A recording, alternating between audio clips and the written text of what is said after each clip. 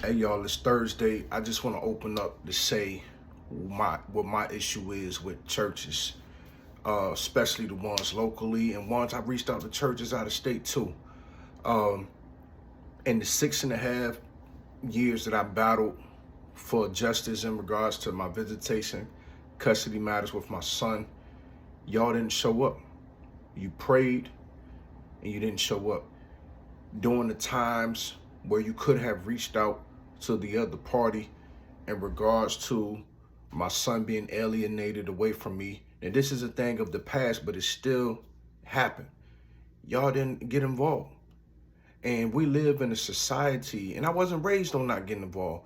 We live in a society where everybody wants to be neutral. We live in a society where everybody wants to stay out of it. You don't want to offend the others. It, you all are contradiction. You all contradict yourselves a whole lot. Not every church, not every leader, but a lot of the leaders that I trusted, leaders I was raised under, leaders who I served under. I was at your choir rehearsals.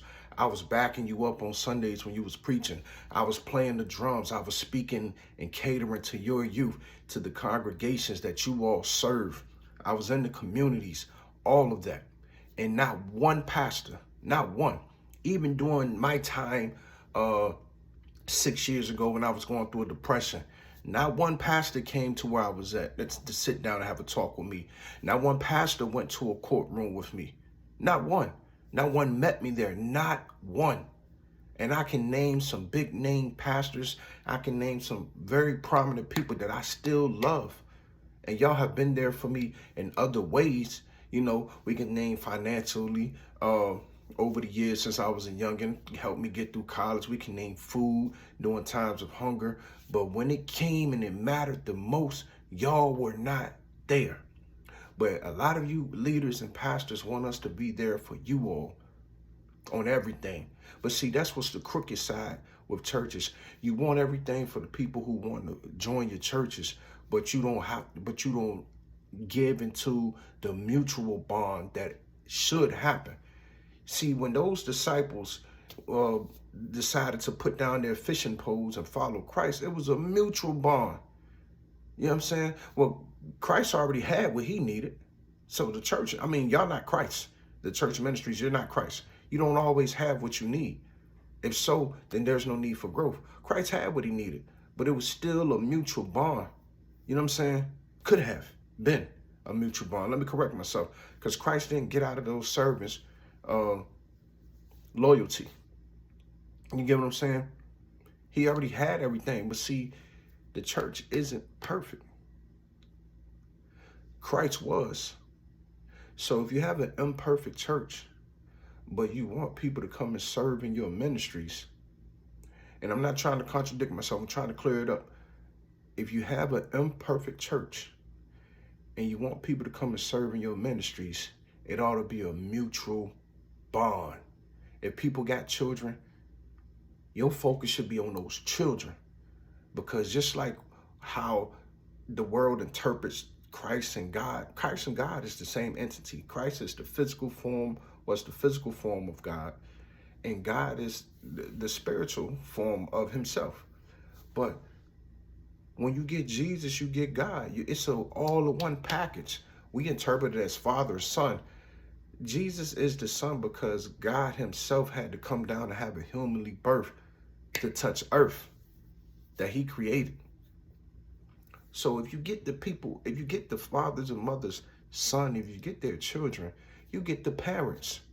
Start listening in to what these parents are saying with their children and cater to that.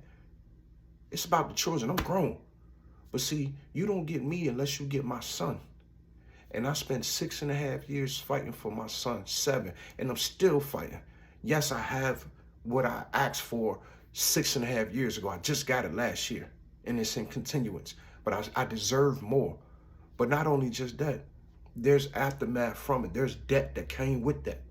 With that $7,000 I had to spend last year in and out of court, there's debt that came with that. Every year I've had to spend at least 5 G's since 2016 advocating and battling for my child. But there's residue after war. And I'm dealing with that residue. And not one pastor came by my side in regards to my son. Y'all came by my side in regards to other things. Thank you. If it was a bill, as I said, if it was food, you know what I'm saying, finances. So when you see me and I'm not committed with a ministry, it's because a lot of you ministries, y'all want, but you're not giving back to the people that you wanted, to the people who were loyal to you. And some of you all, you know what I'm saying, and I don't want to be misconstrued here, some of you all pick and select who y'all want to give back to. And you can ask any pastor I served under. Pastors, if y'all see this, y'all know how loyal of a person I was serving under you all. And I just got tired of serving, and my life was in shambles still.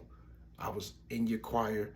I was at your services. I was teaching your youth, teaching your young adults, sharing your posts, sharing your content, backing you up, and you didn't have my back. I know God has my back. So I'm gonna keep doing what I'm doing on the internet, social networking in the community. And when y'all ready to have a mutual thing with me, and I'm not, it's a lot of me out here. It's a lot of people going through the same things. When y'all reach out to these potential congregants or potential members, you got to think, you have to meet them where they at in life and help them grow. You'll get the loyalty. You'll get the ties. You'll get all of that. But why would people tied to something and still lose their house? Why would people tied to something and still lose their car, still get electric shut off? Why would people continue tithing to those things? The Bible don't say tithe money. It don't say that. You can't find it. When you find it, show me it. It doesn't say it. It does not say it. It says something like the first of your harvest, whatever your harvest is. Some people not harvesting money right now. I'm sure it's easier to tithe when you got a lot of money, but when you got little to no money, there's other things to tithe, but the Bible does not say tithe money. Find it for me. Find it. That's it, y'all.